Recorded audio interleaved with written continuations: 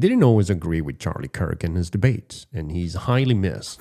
Smart guy, young, and perhaps he might have said some things that ruffle some feathers, and perhaps it was rough around the edges, or his approach might have been off a little bit. But on this next video, you're going to see that a lot of the stuff that is being spoken about, it's really relevant as to what we are living now, especially here in America. Check this out. We don't talk enough about Islam. There is a red-green axis that is trying to suffocate this country. We talk a lot about the red, which is the Marxist, but we don't talk nearly enough about the Islamist.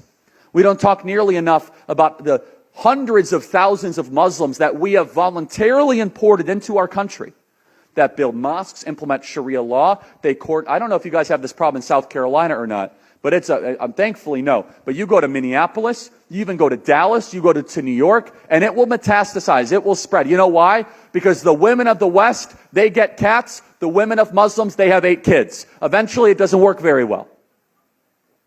It's just a bunch of math. The women of the West have abortions. The women of Muslims, they have entire communities they can fill.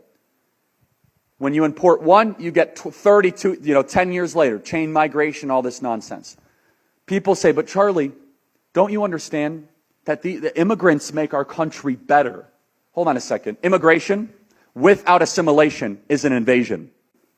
We as Americans are being played as suckers as we import hundreds of thousands of people that do not assimilate, take our government benefits, infiltrate, spy, and metastasize.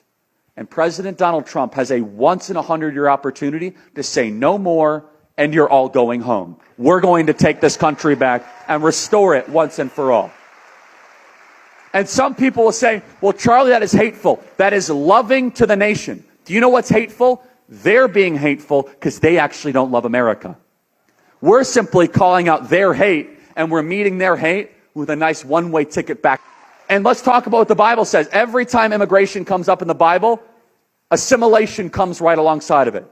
You must learn the customs. You must learn the language. In the later book of Deuteronomy, Moses' farewell address, he says, be careful who you allow into the nation of Israel, because the foreigner can soon become your master.